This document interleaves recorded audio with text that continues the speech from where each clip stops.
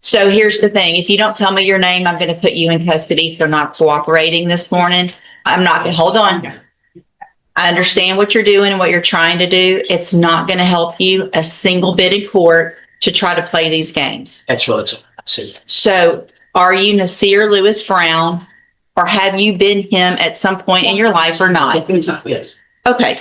So I'm going to call you by Mr. Brown because I'm not going to say all the words that you just said, because you've now identified yourself as Nasir Lewis Brown. And so, Mr. Brown, this is your initial appearance, and you have two cases. And cause number 26, I just asked you not to speak over me. So here's the thing, Mr. Brown. I'm going to be very patient. And at the child subject matter jurisdiction, going on record. Hey guys, and welcome to today's second video.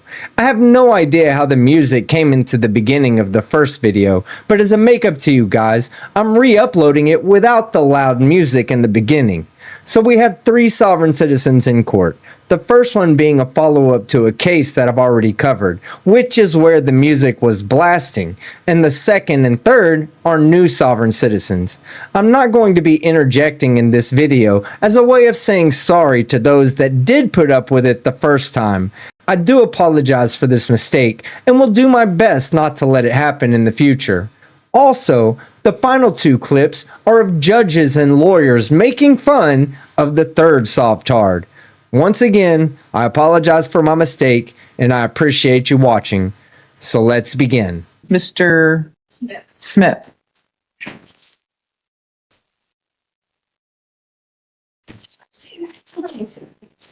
It was an S.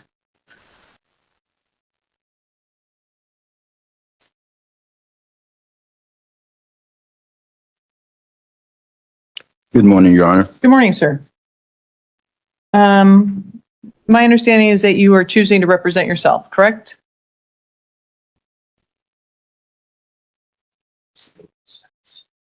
You're choosing to represent yourself, correct? I am pro se with advisory counsel. Okay. Yes, ma'am.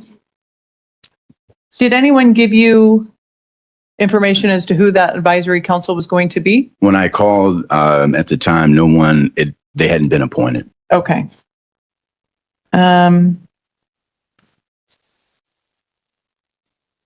Do we have a list of who accepts advisory appointments?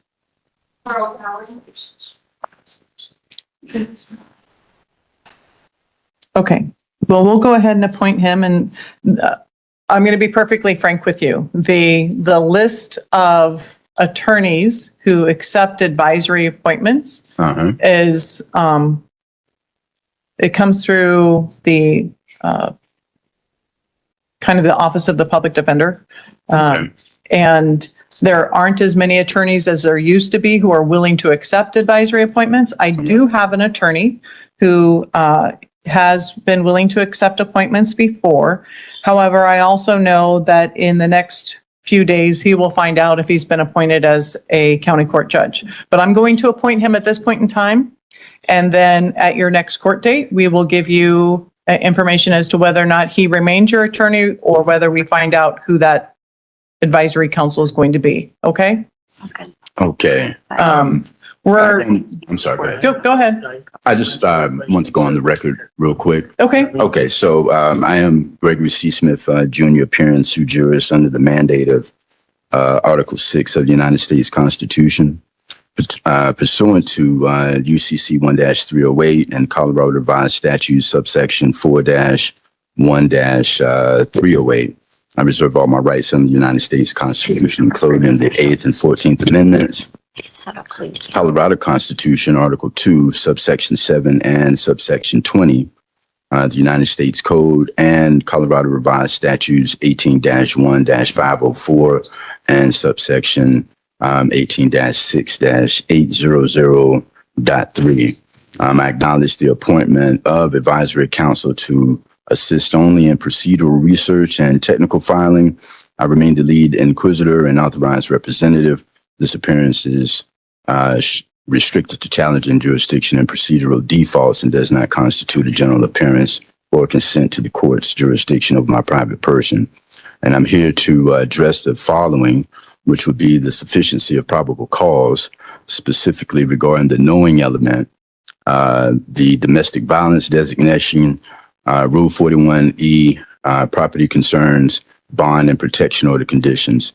Because this is a felony trespass charge, I assert my right to a preliminary hearing under Colorado law.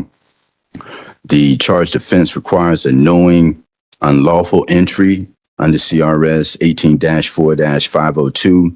The state's own evidence shows I produced a key, identified my mail, and handling my belongings openly. That conduct is inconsistent with a knowing unlawful entry and instead reflects a claim of lawful access. I need to note for the record that both CSPD officer and the magistrate during advisement expressly found that there was no forced entry into the residence. CSP arrested me based on a name match and treated property in the residence as belonging to another person, creating confusion as to the identity of the person actually alleged to have committed the offense. I had a key to the residence, received mail there, and am married to a resident of the home. I understood the protection order applied to my stepson, but not the residence. The state initially pursued a violation of protection order and declined that charge. That decision reflects the absence of evidence that I knowingly violated a restriction. The same knowing element is required here. Also, the advisement was conducted by video while I was in custody, and I was not provided any meaningful opportunity to consult privately with counsel. I was in a shared custodial setting and could not communicate confidentially. That impaired my ability to understand the proceedings and protect my rights under the 6th Amendment to the United States Constitution and the 14th Amendment to the United States Constitution. But I'm not asking to invalidate the proceeding, but I am asking the court to hold on one second here, to take that limitation into account when evaluating the reliability of the process and the current posture of the case. I move to strike the domestic violence designation per CRS 18-6-800.3.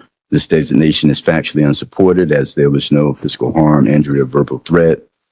Regarding the property, I move for an order under Colorado Criminal Procedure Rule 41E, wherein the officers conducted a warrantless transfer of my property to a non-owner and restrained party without providing an inventory or receipt, violating due process. I request a full accounting and the immediate restoration of my belongings. If such an accounting cannot be provided, I move for damages in the amount of $5,000. Finally, since the court previously found no forced entry and the VPO has been dismissed, the basis for the current bond and the trespass charge is void. I request the immediate conversion to a PR bond and release of my funds. And based on those factors, I respectfully request dismissal for lack of probable cause. Okay. Let's start first things first. Given the nature of the charge, which is a Class 6 felony, and you are out of custody, you are no longer entitled to a preliminary hearing. A lot of what you have addressed is factually based that would be determined most likely by a jury at the end, if we get to that point, setting the matter for trial and having a jury determine whether or not the alleged facts were done as an act of domestic violence, which, just for the record, goes beyond just an actual act of violence, but include acts done as methods of coercion, control, or retaliation.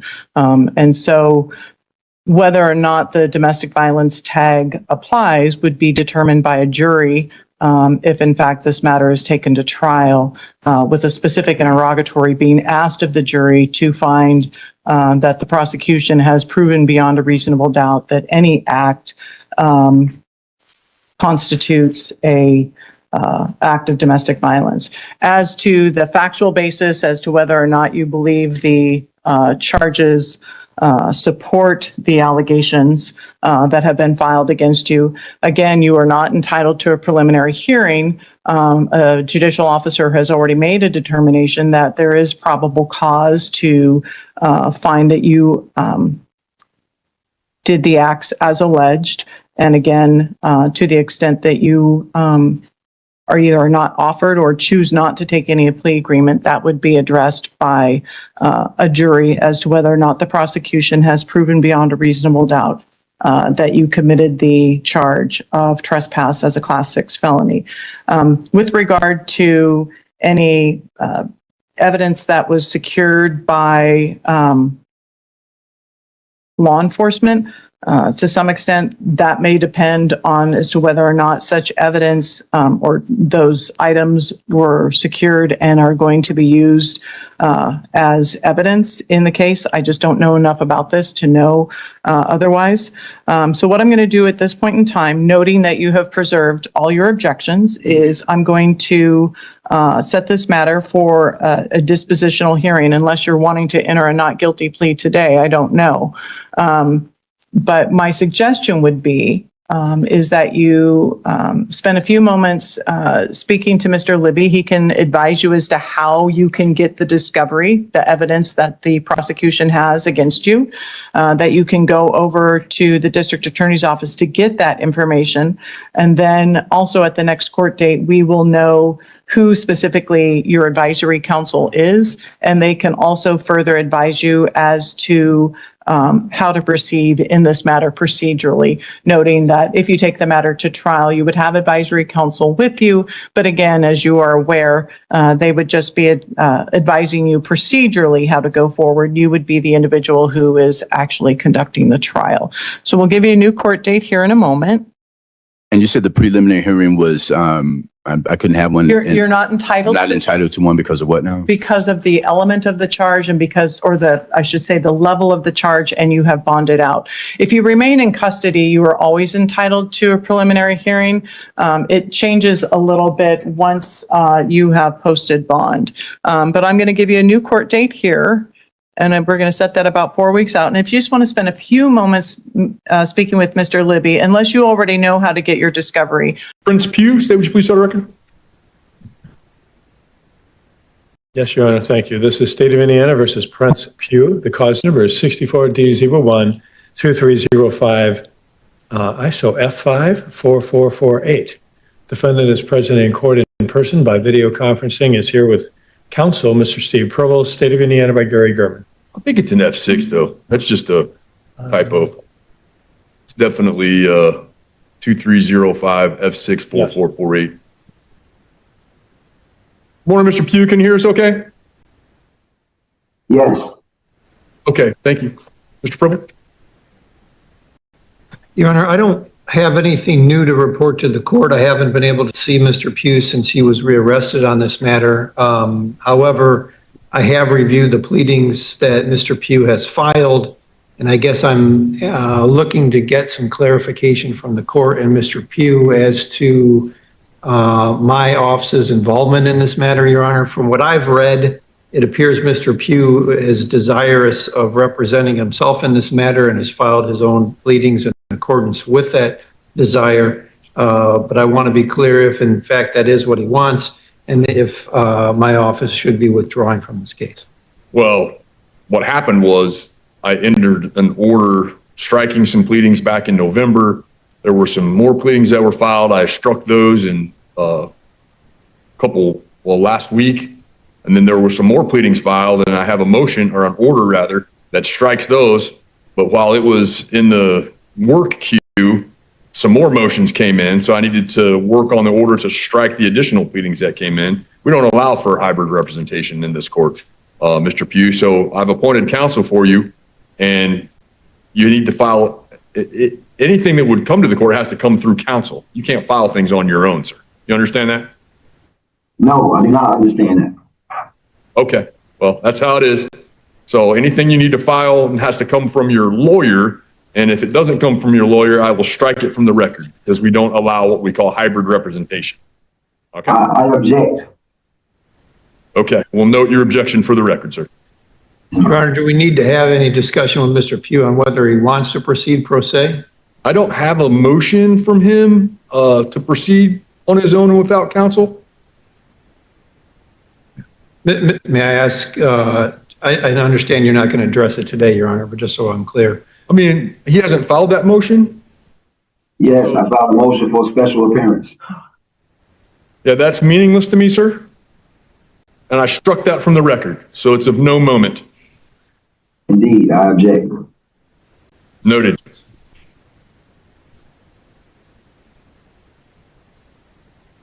So I'm just going to set you over, Mr. Purple. Is that what you need? Yes, Some more time? Yes.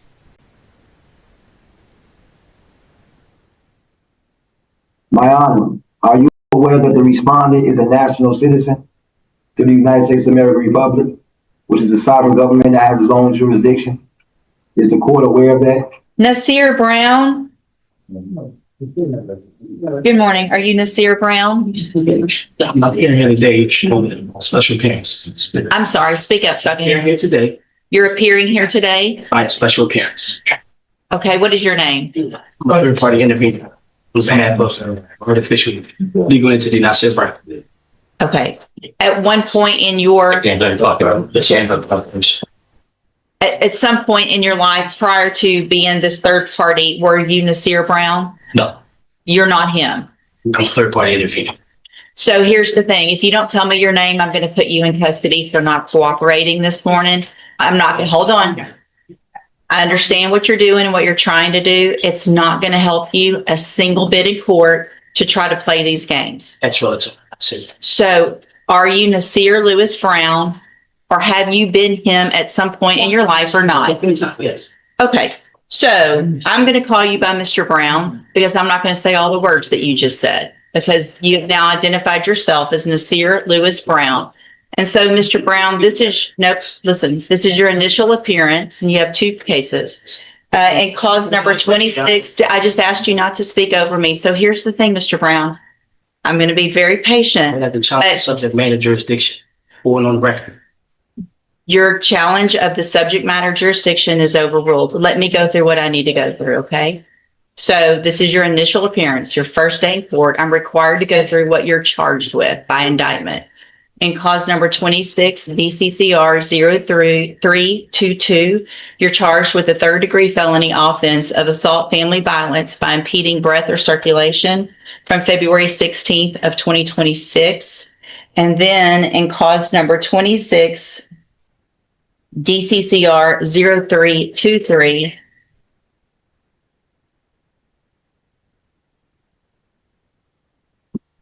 you're charged with the state jail felony offense of injury to a child, and that's from February 16th of 2026. And so since you have made bond and got out of jail on your cases, have you had an opportunity to try to hire a lawyer? This is what I'm saying. Speak up so I can. Up and down. It's been up and down? Yes. Okay, so here's what I'm going to do, Mr. Brown, is I'm just like everyone else. I'm resetting your case about 30 days to give you some time to try to hire a lawyer. You need to try to get someone hired before the next court date. If you do, just bring the reset notice that you get today to that lawyer and they'll tell you what to do. If you're unable to hire someone before the next court date, then I'm ordering you to visit with at least 3 lawyers. They all charge different amounts, they have different payment plans. Bring me back the names of the lawyers that you've talked to so I know you're trying, and we'll discuss your options. If you don't do that, then when you come back, you run the risk of me raising your bond for not following that court order, and you would go back to jail. Do you understand? I'm sorry? Overstand. Say it again. Overstand. You overstand? Yes. Okay. What does that mean? Overstand. Do you understand what I'm saying, sir? Not blind. You'll oblige. Blind. Yeah. Okay. You just determined to use different words and be difficult, aren't you? No. Okay. So as a condition of your bond, did you have a condition that you were not to have any contact or communication with the complaining witnesses in each of these cases, right? Okay. And so I want to make sure you understand the importance of that. And that if you do have any contact or communication with either of them, it would be a violation of that bond condition. If I find out, your bond would be raised and you would go back to jail. Do you understand that as well? Overstand. You overstand. Same thing. I'm going to guess that overstand is even better than understand. So you definitely know what I'm talking about, right? So we don't have any miscommunication today. You know exactly what I'm talking about. So I'm going to have you step in front of the clerk. You're going to sign a reset notice so you know when to be back in court and take care of those things before the next court date. All right, step in front of the clerk. Compliment you on your ability to not go off on a defendant this morning right out of the gate. That sovereign, I don't know if he's a sovereign citizen or whatever. He, Again, he's just a wannabe. yeah, judicial temperament. I appreciate that. I wouldn't do Short, Okay. the short ones right there. They test that temperament.